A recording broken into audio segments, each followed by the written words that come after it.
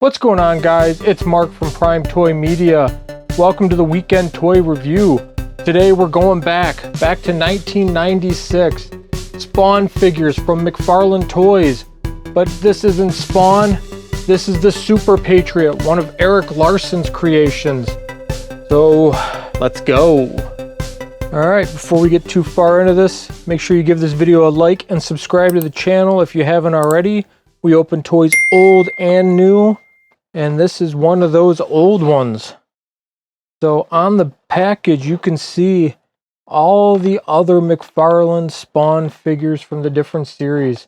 This is a Series 6 figure.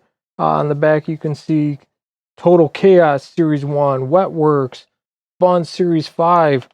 These figures all had amazing sculpts in my opinion.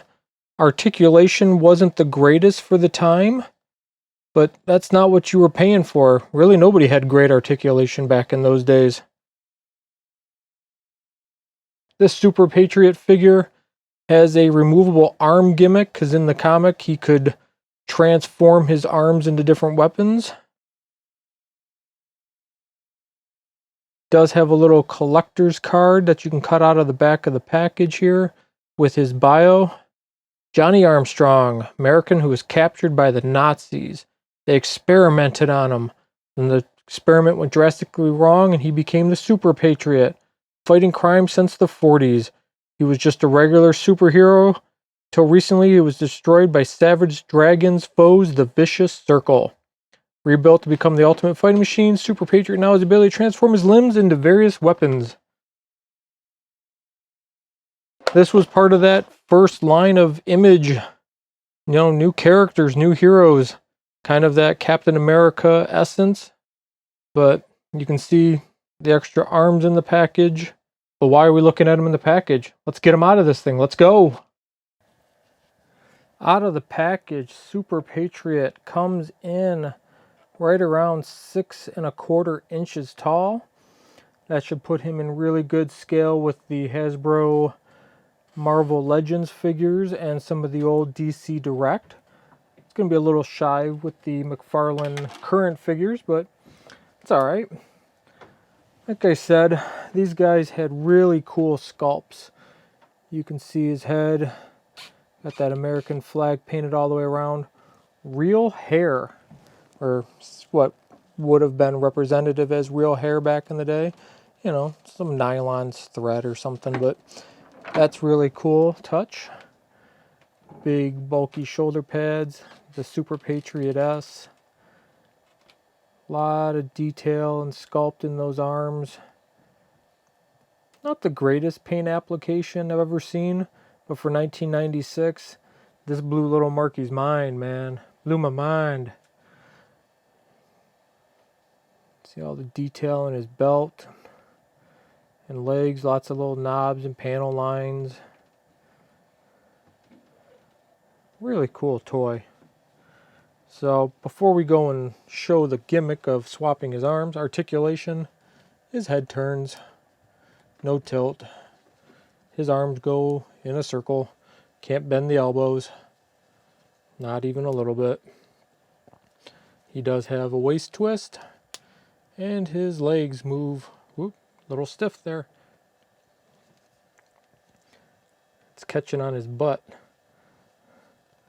So legs go more forward than they do back, and he's got single knees. No foot articulation either. So again, you're going to get him in a pose or two, and that's going to be about it. But let's see how easy. Oh yeah, that's nice. That arm just slides right off. Very little risk of breaking something. Thank goodness. And then you swap on the big heavy duty gun arm. Get on there. Now you could do one, or you can do what I'm doing now and put both on. Because if he's going to be fighting evil, I want him to have all the firepower he can get. And those guns are way over the top, very 90s Image comic, or comic in general, just what? not the most detailed figure from the McFarlane lines in the Spawn series, but I like him. I think he's going to look really cool with my Marvel Legends. And if you want to see what he looks like with some other figures, let's do that now. Now, he is a little top heavy with these big old arms. So if you're going to be posing him with his arms out, you might have a little finagling to do, or you need to put on some blue tack on his feet. So I'm going to put his arms down for now, just kind of center his balance.